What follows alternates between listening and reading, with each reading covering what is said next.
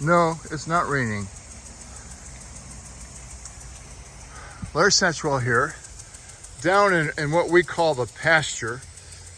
It's really only about a quarter to a half an acre, but we've let the horses overgraze this, and there was nothing for them to eat in here except for the trees over here.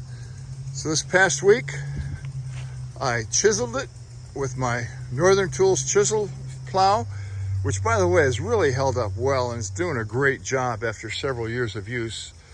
I would highly recommend it.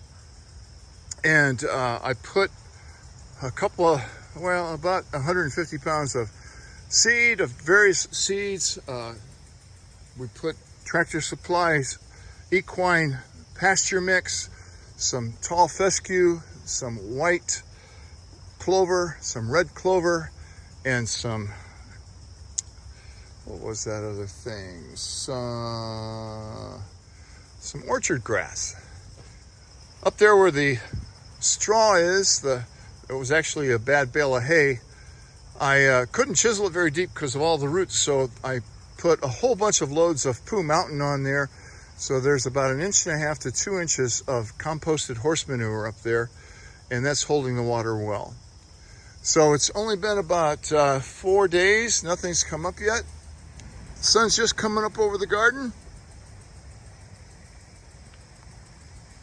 Let's go take a look in there.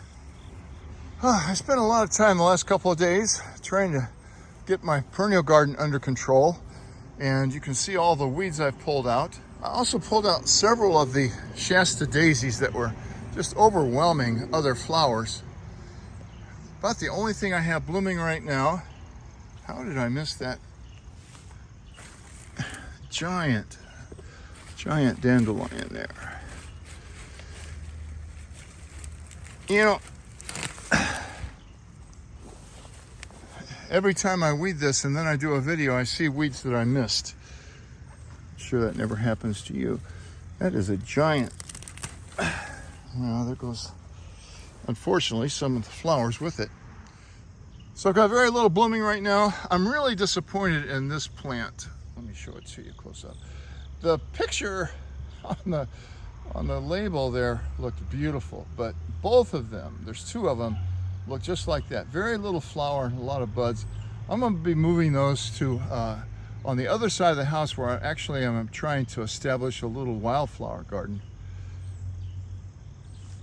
There's a really pretty echinacea up here. I'll show you in a minute. Anyway, the daisies I've been throwing up on the other side of the hill, and I'll be taking those down to a place. I'm also trying to establish some wildlife, some flowers. The lantana has done exactly what it was supposed to do, filled in. I'm still not very happy with all the blooms. This bat eye is bloomed very well all summer. These are the only daisies left blooming. This is a beautiful autumn sedum. Should get some more of that. my mother of all mother strawberries is doing great. So is that Angelina up there, and that is a brand new self-seeded Nicotina plant. Oh, here, brand new self-seeded foxgloves. Really happy to see that. Continue to map this out, trying to figure out where I want to move things next year. Spiderwort still blooming here, it looks pretty. Pulled some of the strawberries off of my Texas grass there. And the balloon flowers bloom well in the fall. These strawberries are looking great. The canna lily, not so much. I get these worms in here, and I don't want to spray it because of the hummingbirds love it. And this is from yesterday, I caught one up here. But these worms are awful. And I cut all this down last year hoping to avoid some of that. And after I cut it down, I realized I had ruined the habitat for a lot of anoles and tree frogs. The plan is not to cut this back this year. The Jerusalem artichoke is blooming over there. It's fallen down over the top of the canna lilies. but it's got a lot of blooms on it. The hummingbirds look at it. They don't really do a lot. Here's another one up here. And I've got one I'll show you in a minute that I think is about 12 feet tall. Anyway, I don't know the solution for this. I guess to spray it early and keep spraying it early before the flowers appear. This bed I just planted, and this is a huge fire ant mound I cannot get rid of. I don't know if my bait's old. That might not be fire ants, that might be termites. And that's another thing I want to bring up here. First of all, let me get back. There's 2 lettuce plants in here, and the rest are all foxgloves. I planted them a little bit late. I didn't expect them to come up, actually. The carrots and onions I planted a couple of weeks ago. Radishes, they're doing great. Doing great. I don't know if it's cool enough to plant lettuce yet. Well, that says 65. 65 is cool enough. I'll probably plant some of that later on today. All right, getting back to this dilemma I have. This bed and my 2 triangular beds are all made out of logs. But here's the issue I'm having. First of all, they're rotting, and I knew that was going to happen. I expected that. But it doesn't prevent this wild Bermuda from creeping up in it. And when that happens, it's really hard to get rid of it without actually killing it with some kind of a chemical.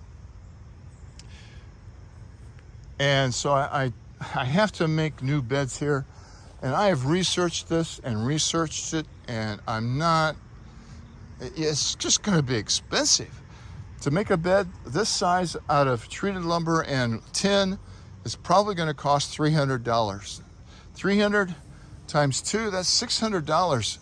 I could go to the organic market and buy a whole bunch of produce for $600. So I just don't know what to do. I've looked at the prefab metals. I don't want to put in treated lumber. I've read mostly government reports where it's perfectly safe to do that, but I just don't know what to do. This is the cucumber I planted several weeks ago now. It's starting to get some blooms on it and growing up. I cut down almost all the okra. I made a great recipe that J.M. Kuno pointed me to the other day, my friend up in Nashville. I have to edit it, but I'll probably put it up over the weekend. So the only thing we're getting right now is okra and peppers, and we do have quite a few peppers. This, I think it's a tafina. It's kind of pruned itself. The branches kept falling down, and so it looks like a tree now. I have staked it up. Sunflowers, they're going to look great here in a couple of weeks. Let me zoom in on this. This is the Jerusalem artichoke, and it has got to be 12 feet tall, if not more. Beautiful blooms up there in the sun, early morning sun. The Mexican petunia's done well. I've got some other sedum over there that the bees love. My zinnias are still blooming. The rose has been overtaken by wild morning glories that I really don't care for. I still don't know what to do with this pomegranate tree. Still hasn't produced anything in 10 years. Creeping Jenny looking good. Still a couple of blooms coming on this. I really have to do something next year about the cypress vine. I'm really afraid to put this in the compost pile. What I think I'll end up doing is putting this up on the fire pile. We can start burning here in October. There's certain burn days in our county. And if this could be very invasive over the whole property. So far, I've only seen it in the garden. But I did notice when I was over here looking at my cucumber plant, there are a couple of them coming up in here. Let me zoom in. See that one coming up? And that one over there. There were quite a few vines in amongst the okra here. Look at the balloon flowers, still blooming a little bit, even though it's 9:30 in the morning.